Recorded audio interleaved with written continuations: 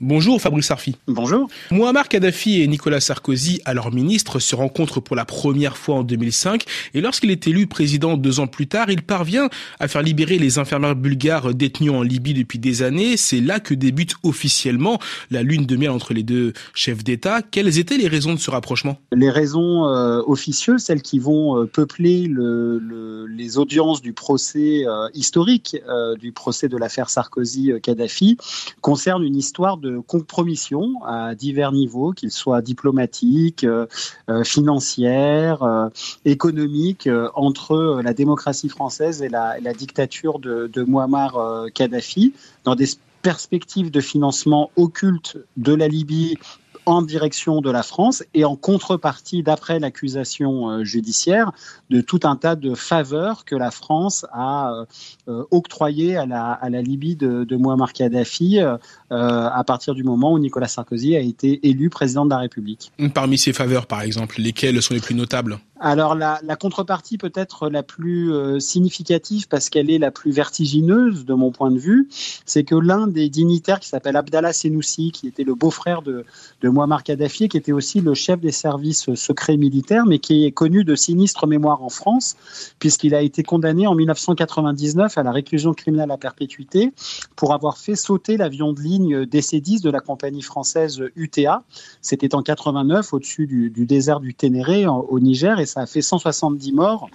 Eh bien, parmi les contreparties, la justice accuse l'équipe Sarkozy d'avoir contre de l'argent versé, d'avoir promis de faire sauter le mandat d'arrêt d'Abdallah Senoussi, qui était visé par un mandat d'arrêt international depuis sa condamnation en France. Donc on va avoir pour la première fois quand même dans l'histoire politique et pénale française une affaire de terrorisme, et non des moindres, qui va se retrouver au cœur d'un procès de corruption. Et c'est d'ailleurs cette affaire de terrorisme qui va contribuer largement à l'isolement de la Libye au niveau international, et l'élection de Sarkozy, c'est aussi une grande victoire pour Kadhafi, car 6 mois après cette élection, il est invité à Paris. On se souvient tous de sa tente qu'il a dressée devant le palais de l'Élysée. Vous considérez que c'est aussi une victoire pour Kadhafi alors ? Je considère surtout que, d'après la lecture judiciaire des événements, l'accueil que la France a consenti à la dictature libyenne, qu'aucune grande démocratie n'a accueilli dans ces circonstances. D'autres démocraties, bien sûr, ont accueilli Muammar Kadhafi, mais avec un tel face pour la France, qui est le pays de la Déclaration des droits de l'homme, c'est pour Muammar Kadhafi une victoire totale pour laquelle il était prêt à payer très cher. Vous l'avez dit vous-même, la Libye, c'était l'État qui voulait quitter ses oripeaux de pays au banc des nations, et la France, le pays de la Révolution française, le pays de la Déclaration des droits de l'homme, lui a offert une notabilité qu'aucune autre démocratie occidentale, libérale, comme on dit, n'était en mesure de lui offrir. Et Nicolas Sarkozy lui a déroulé un tapis rouge qui a non seulement choqué la population française, les oppositions politiques, mais y compris même au sein du gouvernement de M. Sarkozy. On se rappelle des déclarations de Ramayad, qu'il a d'ailleurs payé cher puisqu'elle a dû quitter le gouvernement quelques mois plus tard. On a bien compris qu'il y avait une histoire cachée derrière la communication officielle. Peut-être que le procès qui va durer 4 mois à Paris va nous en donner des clés. Seulement 4 ans plus tard, c'est le printemps arabe et une coalition de l'OTAN décide de soutenir les rebelles contre Kadhafi, et le président Sarkozy se montre très volontaire. Avant l'intervention, le guide libyen révèle dans la presse avoir financé la campagne de son homologue français. Selon vous, les enquêtes font-elles un lien entre les deux événements ? Moi, je ne suis évidemment pas de ceux qui considèrent que la guerre en Libye est une fabrication de Nicolas Sarkozy visant à se blanchir, mais il y a quand même des questions qui se posent sur la manière dont la guerre a été déclenchée. Je rappelle qu'il y a un rapport du Parlement britannique qui a mis en cause les mensonges qui ont présidé au déclenchement de la guerre en Libye dans le sillage des printemps arabes, d'abord en Tunisie puis en Égypte. Il y a des questions qui se posent sur un certain nombre d'opérations qui ont été menées en Libye jusqu'à la mort du dictateur Muammar Kadhafi, dont on ne connaît pas les circonstances extrêmement précises encore aujourd'hui. Mais le fait est que le Nicolas Sarkozy de 2007 et le Muammar Kadhafi de 2011 sont bien les deux mêmes hommes de 2007 et de 2011. C'est-à-dire que s'il y a un secret qui les lie, ce secret lie les deux mêmes personnages à 4 ans d'écart. Ça fait plus de 10 ans, Fabrice Arfi, que vous suivez ce dossier. Vous, comment vous expliquez cette rupture entre les deux hommes ? C'est une bonne question. Il y a a une hypothèse qui consisterait à considérer que, vu le début de guerre civile qui a eu lieu en Libye, il y a eu un effet d'opportunisme de Nicolas Sarkozy qui a quand même déployé une énergie politique, qui a été jusqu'à convaincre un Barack Obama, président américain, qui était radicalement contre la guerre, mais qui va être convaincu par Nicolas Sarkozy, après quoi Barack Obama va dire que sa pire erreur aura été la guerre en Libye. D'ailleurs, les Américains parlent de la guerre de Nicolas Sarkozy pour parler de la guerre en Libye. Pendant des années, Nicolas Sarkozy a défendu l'hypothèse, c'était son système de défense, de dire que cette guerre était en fait une fabrication des kadhafistes à l'aube des bombardements français et de l'OTAN, qui pour empêcher le renversement du régime, qui au demeurant n'était pas prévu par l'ONU, ont inventé une histoire de corruption. C'est évidemment une hypothèse qu'il faut prendre. Le régime Kadhafi était une dictature capable de beaucoup de manipulations, mais vu la quantité d'éléments matériels recueillis par l'enquête judiciaire, Nicolas Sarkozy a discrètement changé de stratégie de défense au fil de l'enquête, puisqu'aujourd'hui, il ne dit plus tout à fait ça. Il dit qu'en effet, les Libyens ont en effet versé de l'argent en pensant financer sa campagne, mais qu'il y a un agent de corruption présumé, ce qu'on appelle pudiquement un intermédiaire, du nom de Ziad Takedine, qui aurait escroqué les Libyens et aurait gardé l'argent pour lui. Cette version n'a pas convaincu les juges d'instruction, puisqu'ils disent avoir retrouvé des traces de paiement de dignitaires libyens à destination de responsables français proches de Nicolas Sarkozy et de contreparties que l'équipe Sarkozy a consenti à la dictature libyenne. Si on accepte ces faits comme des faits établis, il y a encore du travail à faire, notamment, je pense, pour le Parlement français sur les raisons véritables qui ont présidé à la décision de Nicolas Sarkozy d'entrer en guerre d'une manière aussi rapide, alors que des solutions diplomatiques avaient été proposées, notamment par l'Union africaine. Tout ça a été raconté publiquement par les anciens responsables de l'Union africaine, qui ont été extrêmement surpris que les bombes pleuvent, alors qu'ils avaient une solution diplomatique à offrir. Vous avez fait référence à Ziad Takedine qui, disons en quelque sorte, le troisième personnage principal de ce film rocambolesque, cette affaire politico-judiciaire. Rappelez-nous un peu qui est ce personnage, s'il vous plaît, Fabrice Arfi. C'est un homme qui a réussi, grâce à ses amitiés politiques, à s'infiltrer là où il n'apparaît nulle part dans les organigrammes de la République.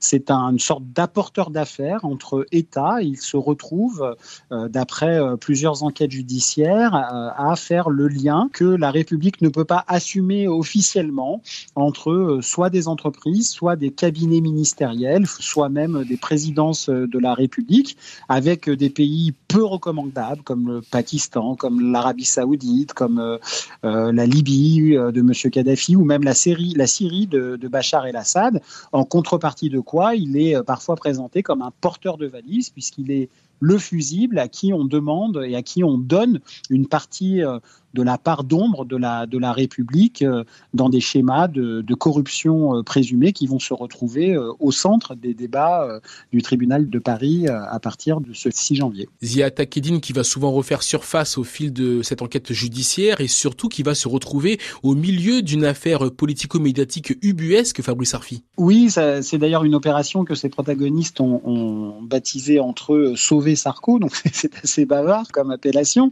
En fait, Ziad Takedine, qui a été l'un des accuseurs de Nicolas Sarkozy pendant des années dans le dossier judiciaire, subitement, à l'automne 2020, juste après la 4e mise en examen pour association de malfaiteurs de l'ancien président français dans ce dossier, s'est mis à blanchir dans les colonnes de Paris Match et à l'antenne de BFM TV lors d'une interview qui n'a pas duré plus de 29 secondes, Nicolas Sarkozy, en disant que tout ce qu'il avait dit, en fait, il l'avait dit à la demande des juges d'instruction qui lui ont demandé de mentir dans le dossier pour accuser à tort l'ancien chef de l'État français. Une enquête a été ouverte, une enquête incidente, comme on dit, distincte de l'affaire principale des financements libyens, et il a été découvert qu'en réalité, il n'a pas parlé spontanément, Ziad Takedine. Beaucoup d'argent lui a été promis, la somme de 4 millions d'euros est citée dans le dossier, et qui est devenue l'affaire de la fausse rétractation de Ziad Takedine, puisqu'un certain nombre de personnages, certains hauts en couleur, ont été mis en examen dans ce dossier, comme la communicante et femme d'affaires Michèle Marchand, dite Mimi Marchand, qui est une proche de Nicolas Sarkozy. Mais Nicolas Sarkozy lui-même, comme sa femme d'ailleurs, Carla Bruni, sont également poursuivis dans le dossier, qui est un dossier qu'on appelle de subornation de témoins. Donc ça montre l'état de panique qui a pu saisir le clan Sarkozy. C'est bien que le dossier n'est peut-être pas si vite que ça en ce qui concerne l'affaire principale. Côté libyen, Fabrice Arfi, le bureau du procureur général a aussi ouvert une enquête sur cette affaire et a même demandé à se constituer partie civile en France. Mediapart s'en fait l'écho. Est-ce que vous avez des éléments sur la suite de l'enquête ou si elle est bouclée ou les résultats de cette enquête judiciaire en Libye? Non, c'est très dur à savoir. C'est vrai que l'État libyen va être représenté comme partie civile au procès. Il y a eu un temps de coopération judiciaire pendant l'enquête entre l'État libyen et les juges d'instruction et la police anticorruption française qui a d'ailleurs pu se déplacer à Tripoli pour aller recueillir les témoignages d'un certain nombre d'anciens dignitaires libyens qui, pour certains d'entre eux, sont aujourd'hui en prison. C'est le cas, par exemple, du terroriste d'État Abdallah Senoussi qui, d'après le dossier judiciaire français, s'est documenté, a fait verser de l'argent qui a atterri en partie dans des poches françaises proches de Nicolas Sarkozy. Et ensuite, on retrouvera quantité d'espèces, d'après les enquêteurs, pendant la campagne présidentielle, des espèces non déclarées. Le même Senoussi à qui il avait été proposé de trouver une solution pour rendre inopérant le mandat d'arrêt qui le visait après sa condamnation définitive à la réclusion criminelle à perpétuité dans l'affaire de terrorisme du DC-10 UTA. C'est une sorte de pacte faustien entre une grande démocratie, la France, et une dictature qui est celle de la Libye. Vous avez fait référence à cette administration que vous avez qualifiée de chaotique. C'est un euphémisme pour parler effectivement de la situation actuelle de la Libye depuis la mort du guide. Cette mort du guide va surtout mettre l'arsenal libyen à la disposition d'une myriade de milices et djihadistes avec des conséquences désastreuses sur le plan sécuritaire pour toute la région du Sahel. Ils sont nombreux sur le continent africain qui pensent que Sarkozy devrait aussi être jugé sur ce volet. Vous, Fabrice Arfi, qui est un observateur assez fin de la politique française et qui avait bossé sur ce dossier, qu'en pensez-vous? Je suis pas juge, il ne me revient pas de dire si Nicolas Sarkozy doit être jugé à un échelon international.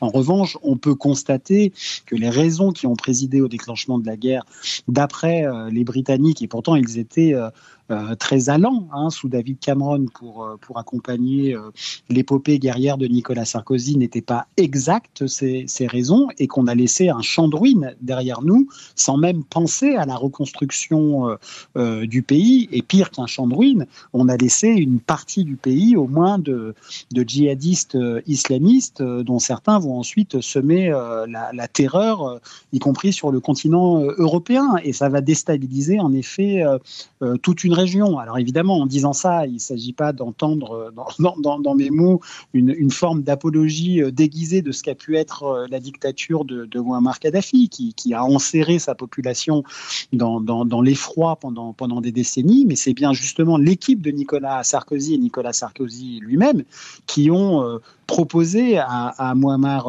Kadhafi un accueil et des faveurs que peu de pays dans le monde, pour ainsi dire aucun, ne lui ont proposé. Et d'ailleurs, c'est très surprenant de voir aujourd'hui un Nicolas Sarkozy dire à quel point Mouammar Kadhafi était un personnage épouvantable, alors que le dossier judiciaire révèle des connexions proprement stupéfiantes entre son cabinet lui-même et l'ancien guide libyen. Merci Fabrice Arfi et bonne année. Merci à vous. Merci.